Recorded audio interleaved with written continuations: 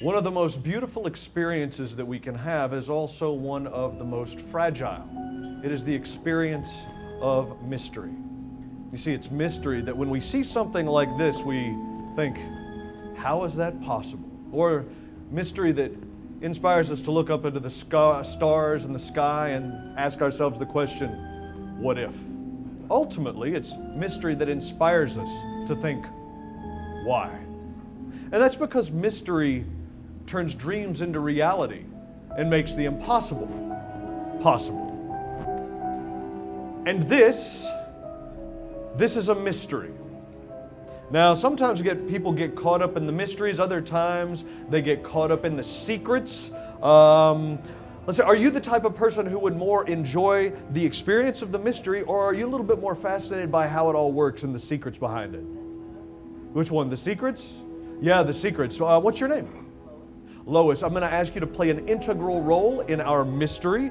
Do me a little favor so that everyone can easily see you. Would you push your chair back and just stand right where you are? That'll be absolutely fantastic. And feel free to push your chair back just a little bit further so you can take one step back. Perfect. Thank you so much. I know it's a little bit, I tell you what, they're having a little bit of difficulty seeing you. Why don't you just join me at the stairs? We'll bring you up on stage. How about a big round of applause? A little bit of encouragement for Lois, everyone. Thank you so much. And I will mention that this is a highly interactive show, so I very much appreciate it when you're willing to come up, because if you guys weren't willing to come up on stage, then the show would be a lot shorter, actually. It'd be a great deal shorter. It's Lois, right? Would you join me? Lois, now, I think I have a little bit of both the secret fascination as well as the fascination with mystery in me as well. Now, when you open a brand new, unopened deck of playing cards, the cards come in a very specific order.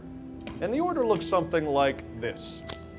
They go from ace to king of hearts, and then they go ace to king of clubs, and then they reverse and go king to ace of diamonds, and then king to ace of spades. A brand new deck of cards in brand new deck order, just the way they come from the factory. Now, Lois, if I were to hand you a deck of playing cards and ask you to mix them up, there are a lot of different variations. It feels like it's almost infinite as far as the way that the order they could find themselves in. Of course, there are only 52 cards, a lot like the number of weeks in a year. Yeah, there are, it's a good point, there are jokers as well. Yeah, so I guess 52 plus 2.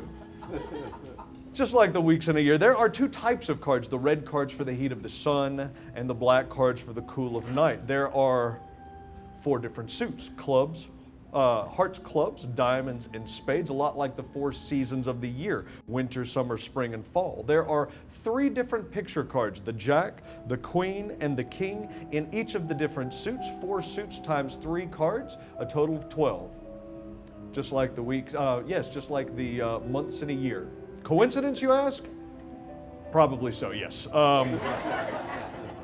There are ultimately 13 different value cards, ace all the way to king, and there are 13 cycles of the moon every single year and 13 weeks in a season. Now, if I gave every single card a value, with an ace counting as a 1, the 2 counting as a 2, so on and so forth, when you get to the 10, the jack would be 11, the queen 12, king 13. The sum total, add them all up, of a deck of cards is 364, actually. But that is why we have the jokers, because the joker gives you the number of days in a year, and the other joker just in case you're in a leap year.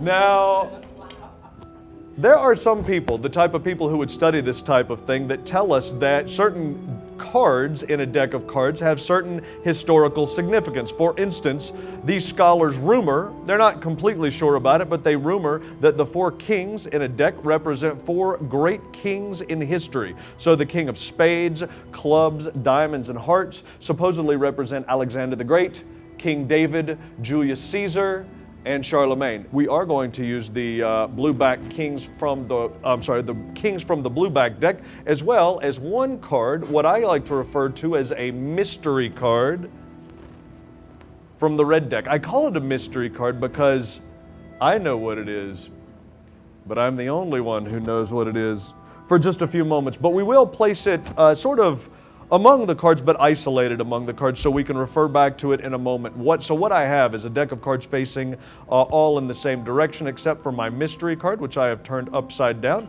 Very easy to identify that card in just a moment. Lois, I am going to...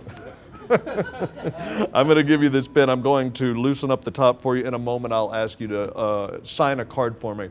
I'm going to ask you to select and sign a card from the red deck. But do me a favor, because I'm having you write on it. Normally, it's easier to see writing on a number card. The picture cards have a lot of ink. You can't really distinguish it. So when you see a number card that you like, would you let me know? All right? So you can have the 7 of spades or the 2 of clubs. You can have the 5 of spades or the 8 of hearts. I'm going to place this right here. Would you write your name in big bold letters right on the 8? Yep. Yes, that's perfect. Now, there are a couple of reasons why I've asked her to write her name. The first reason is because sometimes when people see this, they would forget the card. But with your writing on there, on the 8 of hearts, it's very easy to identify that card a little while later. The other reason is sometimes people see this and they think to themselves, well, maybe Jason has another, 8 of hearts. But with your writing on there, we know that is the only card in the entire world that looks like that. What, true? Well, I mean, unless you go around writing on playing cards. People are into weird stuff nowadays. You never know what they're doing. The 8 of hearts, you're writing. So let us recap the situation, make sure we're all on the same page. If you recall, we have Alexander the Great, King David, Julius Caesar, Charlemagne, and Lois, we're going to place you among the royalty. So here's our situation. King, king, you, king, king. Watch. If I square them all up, very slow, very methodical, no fast moves, no funny business. All I'm going to do is I'm going to take and touch the packet of cards against the deck of cards. And when I do that, 5 cards become 1, 2, 3, 4. And when I say that 5 cards become 4, what I'm saying is I don't have any cards that are stuck together. I don't have any extra cards that are hiding one behind another. I just have the kings. And if you remember, there was one card that I set aside before we began, a mystery card. Now, Lois, hold your hand out for me like so. They can see it right if you'll place it right there.